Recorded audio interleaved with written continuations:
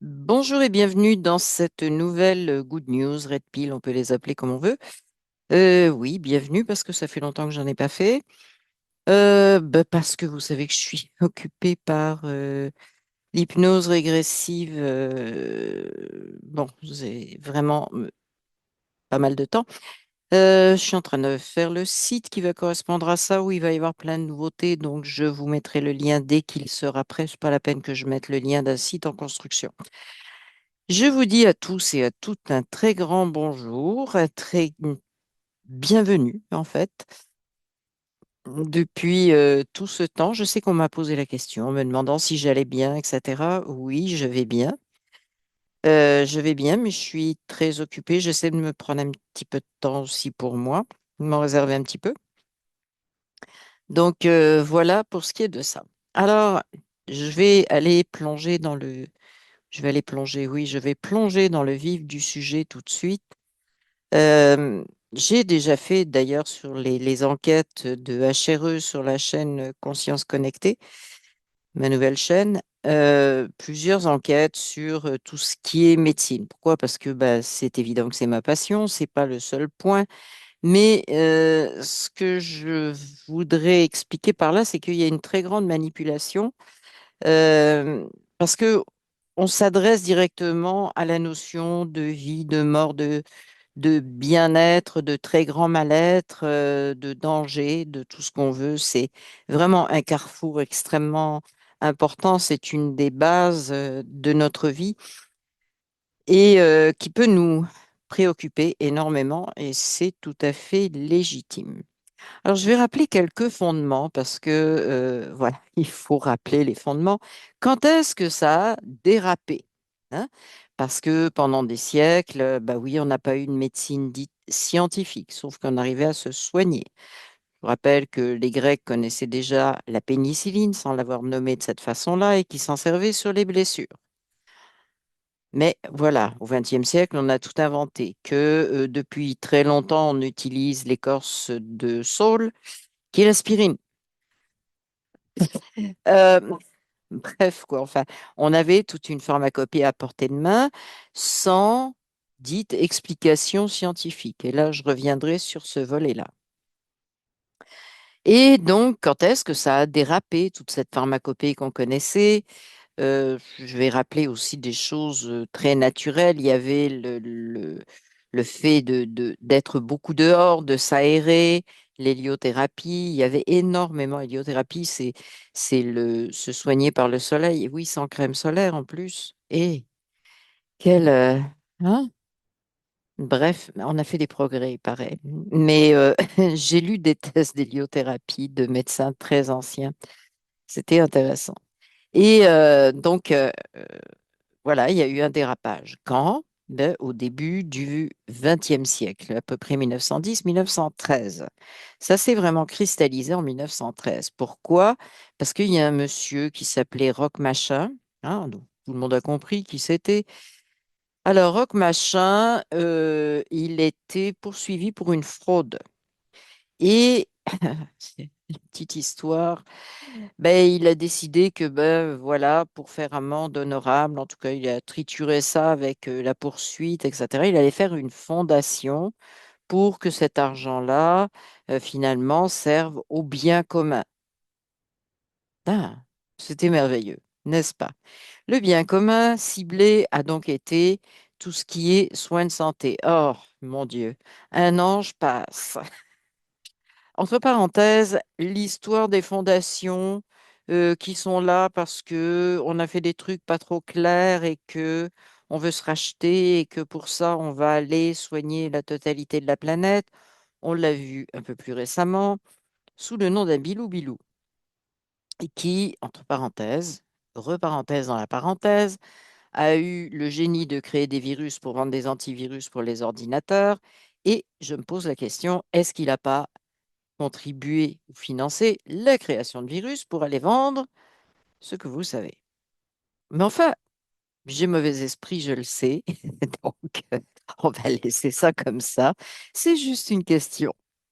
Moi, j'ai la réponse, personnellement. Pour moi, il y a une évidence. Voilà, donc Monsieur Rock a fait sa fondation et il a décidé de s'occuper de médecine à sa façon. Donc, il avait le nez dans le pétrole, hein, déjà à l'époque, voilà. Le pétrole, pour lui, c'est un médicament aussi. C'est pas qu'un combustible, hein, c'est-à-dire qu'il vendait des bouteilles pour que les gens en boivent. Je sais pas, je sais pas. En tout cas, juste à l'odeur, je suis pas sûre.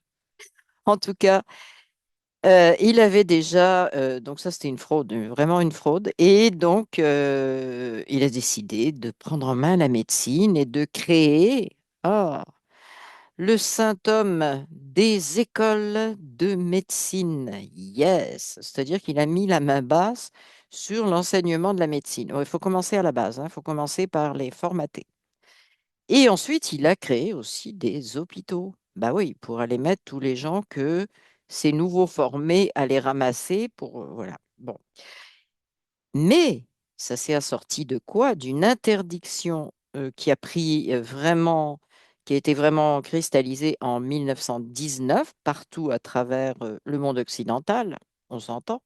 Il y en a qui étaient moins bêtes que ça, mais dans le monde occidental, nous les plus intelligents, eh bien, on a accepté ça.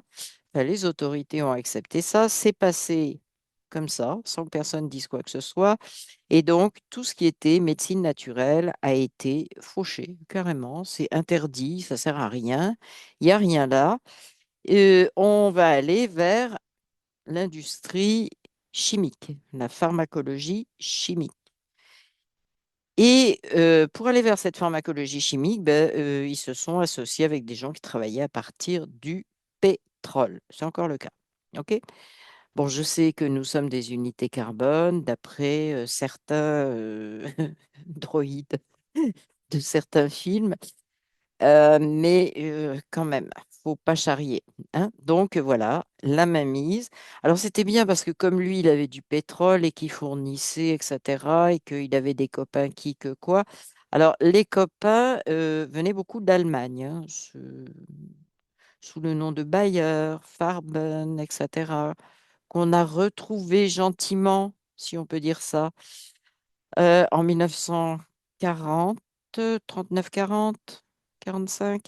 Alors, je ne vous fais pas un dessin. C'était en Allemagne de l'Est, en Pologne, etc. Donc, on les a retrouvés là, d'ailleurs, pour expérimenter des produits pour notre bien-être sur des gens qui n'avaient pas signé de consentement. Non, ça, c'est sûr. Bref, ça, c'est le très beau portrait que je peux vous dresser rapidement du dérapage de ce qu'on peut appeler la médecine. Alors, je ne dis pas que tout ce qui a été fait, tout ce qui a été trouvé, tout ce qui a été découvert est inutile. Je ne dis pas que tout est faux, mais je ne dis pas que tout est vrai. Je garde là-dessus un certain ouf. OK? Il y a des choses, oui, il y a des choses, non.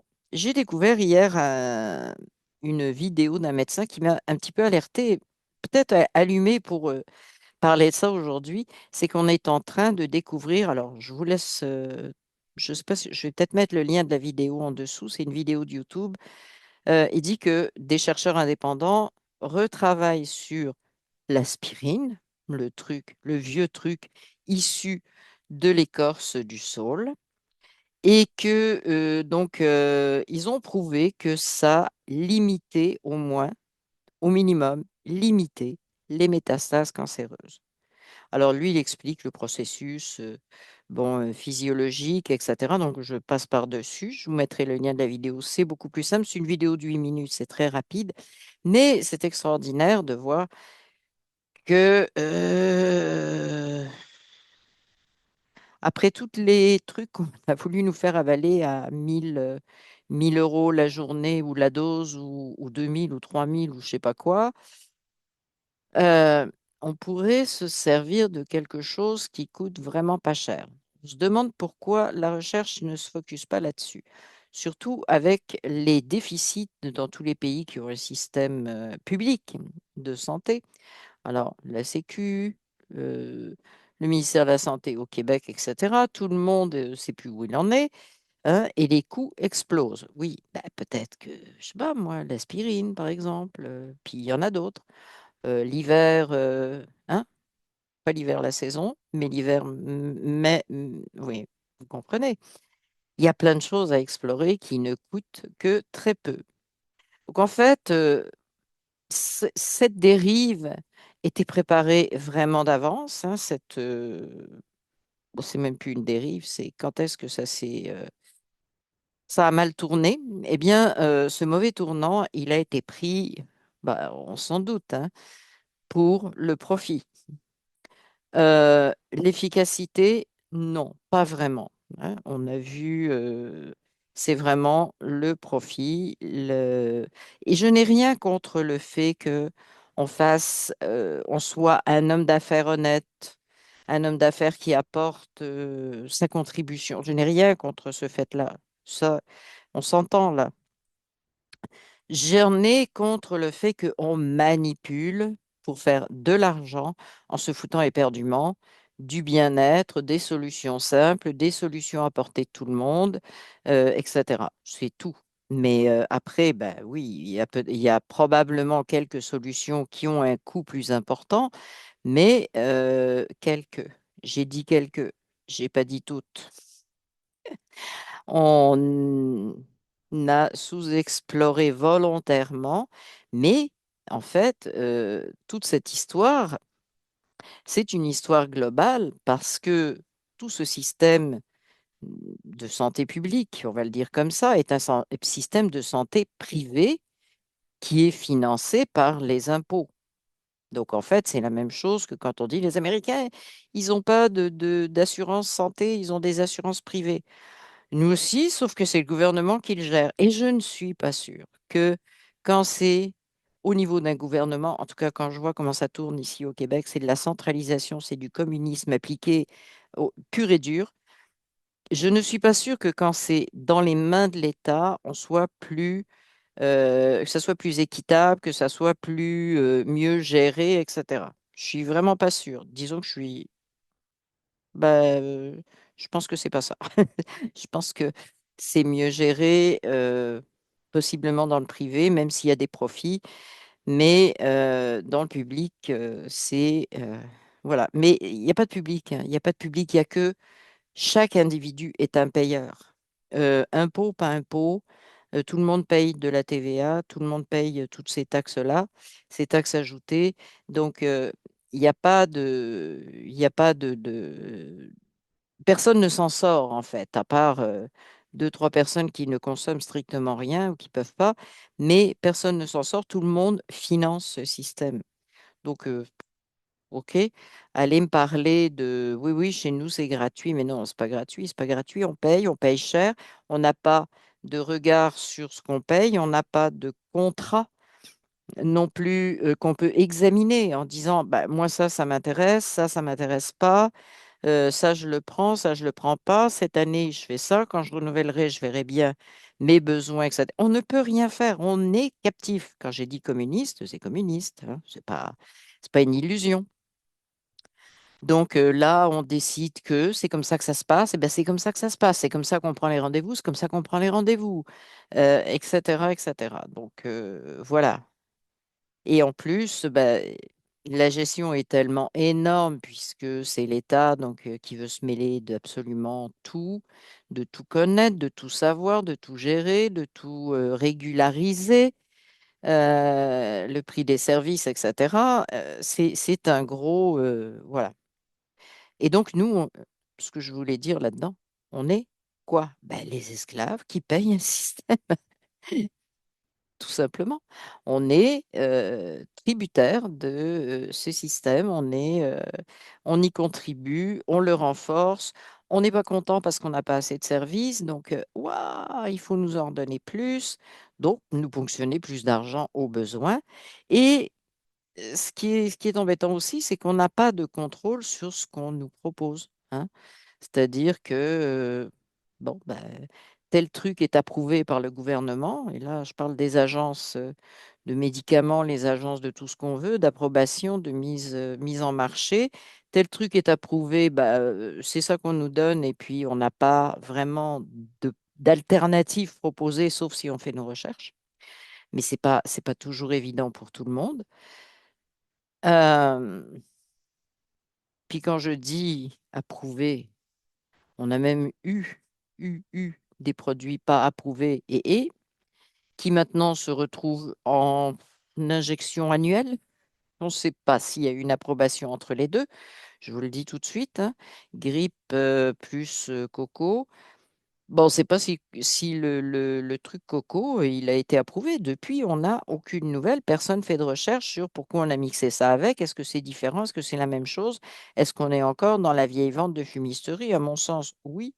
Mais bon, sachant que 24% des gens non vaccinés contre la grippe font chaque année en moyenne, la population de plus de 65 ans vont attraper une vraie grippe et que 24% de ceux qui sont vaccinés vont attraper une vraie grippe. Cherchez l'erreur. Bon, j'ai rien dit. J'ai rien dit, j'ai rien dit, j'ai rien dit. Non, je dis jamais rien, moi. Non. Donc, on est vraiment dans une très, très grosse dérive. Et bon, il faut aller chercher cette racine-là. Tout ça, tout ce qu'on vit actuellement, c'est préparé il y a 110, j'arrive pas à compter, oui, un truc comme ça, 110, 115 ans. C'est sorti.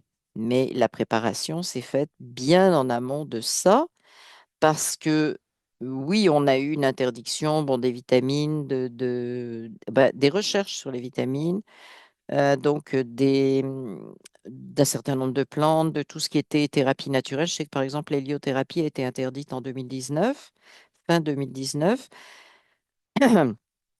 On a vraiment eu ça, mais ça s'est préparé avant parce que souvenez-vous de l'histoire du 19e siècle, Pasteur-Béchamp, hein. On a failli aller vers le corps a sa sagesse, il a son propre fonctionnement, il manifeste, etc. Contre Pasteur. Euh, versus Pasteur, et Pasteur a été choisi. Rockefeller a été choisi. Il y a eu la même chose, l'homéopathie, bon, bah, ça a un petit peu, puis après, ça s'est éteint. Et on a plein de choix comme ça. L'autre chose, j'aimerais vraiment insister dessus, sur ce volet santé, c'est que euh, pour moi, ce qui est très, très grave dans ce concept de la maladie, on va dire, de la maladie, c'est que c'est toujours, on fait quelque chose contre autre chose. C'est-à-dire qu'on est tout le temps, ce que j'appelle moi, en guerre, hein. On croirait qu'il y a toujours un ennemi quelque part. Il faut chercher l'ennemi. Une cellule machin, ah ben c'est l'ennemi. Un virus, c'est l'ennemi, donc il faut faire un truc contre. Une bactérie, c'est l'ennemi, il faut faire un truc contre. Et on ne cherche jamais à savoir, à travers ça, ce que le corps essaie d'expliquer, ce qu'il essaie d'exprimer, comment il nous donne des pistes pour qu'on sorte du mauvais pas dans lequel on est. C'est quoi c'est quoi en fait le message. Voilà. Donc, ça aussi, pour moi, ça fait partie de ce scénario. Cette médecine que j'appelle guerrière, hein. On a trop de sucre, on met un truc contre le sucre, hein. OK? Au lieu de dire on en mange moins. Parce que, oui, le diabète de type 2, on s'entend, quand il y a trop de sucre dans le sang, il n'est pas rentré par inhalation. OK? C'est- Donc, s'il n'est pas rentré par inhalation, mais par la bouche, si on en fait rentrer. Enfin bon, c'est très basique hein, comme truc, mais ça a plus l'air de passer. Vraiment, ça a plus l'air de passer dans la pseudo-médecine moderne. On nous fait tout un tas de trucs de résistance à ceci, à cela, et on complexifie les choses.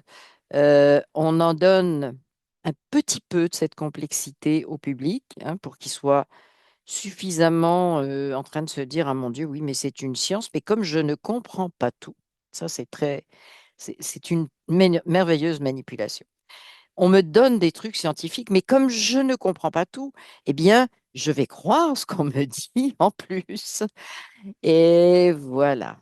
Très bien. On a bien ficelé l'histoire, on a bien ficelé et mentalement, on est complètement non pas, c'est pas voulu, ça n'est pas de notre fait, hein, j'entends, mais il faut le savoir, il faut le reconnaître pour justement commencer à casser ce modèle. Alors, comme je m'intéresse beaucoup à ça, je pense que vous avez vu, je vais rappeler un petit peu les quelques enquêtes qu'on a fait d'hypnose. On a fait une enquête sur les cancers, on a fait une enquête aussi en HRE sur les greffes d'organes. On a fait sur l'homéopathie et sur l'acupuncture. Euh, il y en a eu quelques autres sur des bobos, etc. Hum, En commentaire, j'aimerais bien que vous me disiez, moi j'envisage d'en faire une sur la chirurgie. Pourquoi? Parce que on le sait actuellement, la chirurgie est rentable à plein de niveaux, mais il y a comment? Il y a énormément de chirurgies qui pourraient être évitées, hein. Beaucoup de surdiagnostics chirurgicaux. C'est facile, c'est rapide, on coupe un morceau, etc., sans regarder toutes les conséquences qu'il y a, etc., etc. Mais c'est pas grave puisqu'on est fait pour être des malades, hein. C'est-à-dire, un humain, maintenant, c'est un malade sur pied, dans certains concepts, on s'entend. Donc, et dans ce concept-là, c'est normal. Donc, moi, j'aimerais beaucoup faire une enquête là-dessus. Alors, dites-moi si ça vous intéresse. Je vais vous remettre le lien de la chaîne Conscience Connectée parce qu'on fait différentes choses, entre autres sur du concret, des fois sur des trucs un petit peu plus. Mais ça, c'est vraiment quelque chose que je veux examiner. Puis il y aura d'autres sujets qui touchent vraiment notre santé parce que c'est vraiment quelque chose que j'ai à cœur. Et comme je l'ai dit en début de cette vidéo, c'est vraiment un nœud parce qu'on joue avec la peur, la mort, la douleur, le bien-être, la douleur, la nôtre, celle des proches, de l'entourage, etc. C'est terrible, hein. Donc c'est vraiment un sujet, à mon sens, dont il faut s'occuper parce que c'est trop facile de manipuler à ce niveau-là. Voilà. Donc, bah, écoutez, je vous donnerai d'autres nouvelles et j'espère que ça sera que je vous en donnerai beaucoup plus souvent. Euh, donc, je vous le rappelle, dites-moi si ça vous intéresse qu'on fasse en équipe cette exploration sur la surutilisation de la chirurgie, c'est-à-dire tous les morceaux qu'on va couper, arracher, découper, machin truc, analyser, passer à la poubelle, à l'incinérateur, à couper en petites lamelles. Ah oui, je vous fais pas un tableau, c'est pas Jojo, hein. Il faut être quand même très, très conscient de ça. Ah oui, dans les sujets qu'on a abordés, on a abordé aussi des sujets sur l'accouchement, la ménopause, et il y en a d'autres qui viendront par la suite. Donc, mais l'accouchement, oui, parce que c'est basé sur une nouvelle technique d'accouchement de césarienne qui a beaucoup, oui, c'est les césariennes plutôt, qui a beaucoup de mal à émerger. Bah, c'est une femme qui a trouvé une autre façon de faire qui est pas douloureuse, qui est voilà, voilà, qui conserve beaucoup de choses, qui arrête de couper les morceaux partout. C'est une femme et elle a beaucoup de mal à enseigner sa méthode, pauvre dame. Je ne ris pas d'elle, mais je ris effectivement parce que c'est tellement dans le schéma. Donc, c'est peut-être des choses que écouter, diffuser, parce que je pense qu'on a, comme je disais, il y a eu un gros dérapage, mais nous, on peut rattraper une partie de ce dérapage, et je vais finir là-dessus, c'est en diffusant le plus possible de choses, c'est en questionnant, c'est pas en disant bah, c'est comme ça et je peux rien faire, ou bah, c'est scientifique et j'y comprends rien. Non, non, il faut qu'on se prenne vraiment par la main, hein, nous-mêmes, et que on fonce, hein, on fonce, on n'a rien à perdre, on a beaucoup de questions à poser. Quand on rencontre un professionnel de santé, beaucoup, questionner beaucoup, s'informer en amont, poser plein de questions, pousser jusqu'au bout, tant qu'on n'a pas les bonnes réponses. Et si on n'a pas les bonnes réponses, ben, on va en voir un autre pour avoir des avis différents, voire des personnes qui ont un esprit plus ouvert. Alors, je rappelle qu'il y a quand même des associations, il y a des gens qui ont travaillé là-dessus, controversés pour certains, pas controversés pour d'autres, mais bon, je citerai Péronne, je citerai Fouché, il y en a d'autres. Il y a des professionnels de santé, je vais les appeler comme ça, j'aime pas l'autre mot, qui ont des ouvertures sur d'autres techniques, d'autres façons de penser, d'autres, une autre vision de la santé qui n'est pas une vision mercantile. Enfin bref, quoi, il y a beaucoup de recherches à faire. Et ben, notre petit pion, parce qu'on disait que oui, c'est les soldats numériques, ben, on continue à être en quelque sorte soldats numériques, même si j'aime pas ça, parce que j'aime pas tout ce qui est guerrier, mais les présences numériques, les questionneurs, on pourrait dire, les lanceurs, je ne dirais pas d'alerte, mais de questionnement, eh bien, c'est nous. Et puis, c'est à nous de rediffuser, de ne pas arrêter, de ne pas ignorer, de creuser ces sujets-là pour jusqu'à ce que, non pas on ait juste une compréhension, c'est important la compréhension, mais dans ce domaine-là, jusqu'à ce qu'on ait des changements. Et changements, pour moi, ça veut dire des choix, ça veut dire des associations de différentes choses qui fonctionnent sans que l'une, l'allopathie, rejette tout le reste, ok, en disant c'est pas prouvé, c'est pas prouvé, c'est pas prouvé. On s'en fout. L'aspirine, ils prétendent que c'est prouvé. Ben non, ils n'ont pas fini de découvrir ce qu'il y a dessus. Et puis oui, on s'en servait il y a très longtemps, il y a des millénaires. C'était aussi efficace quand on s'en servait il y a 1000 ans que maintenant. Même si ce n'était pas prouvé, l'efficacité était la même. Je rappelle que la base d'une science, c'est l'observation. La base d'une science, c'est l'observation. On ne peut pas faire de science autrement. Euh, Actuellement, on a vraiment une science qui cherche un problème à résoudre. C'est plus de l'observation. Si on cherche, on crée éventuellement. Et si on trouvait que telle partie de la vie, ben finalement, il y a trop de... Oui, mais ça va amener à la maladie, etc. Une hypothèse devient un sujet de travail parce qu'il y a de l'argent à tirer derrière. Alors que normalement, on est juste dans l'observation et après, ben, on cherche, on déduit, etc. Voilà. Donc, je vous dis à la prochaine vidéo. Comme je vous dis, on l'appelle Red Pill, on l'appelle Good News. C'est évident que j'allais dire, je n'ai pas parlé de politique. Tiens, mon œil, si, c'est très politique, la santé. La preuve, c'est que à chaque fois qu'il y a une élection, quel que soit le pays, dans nos pays occidentaux, on nous parle de santé, de budget de la santé, de tout ce qu'on va faire en santé. C'est très politique, très, très politique. Sauf, on doit se mêler de ce côté-là, non pas en soutenant des partis ou des... Enfin, vous le faites si vous voulez, mais pour moi, c'est pas ça, mais en diffusant, en diffusant la connaissance, en créant le questionnement. Voilà. Merci beaucoup et à la prochaine vidéo. Salut! Où est-ce qu'on arrête ça?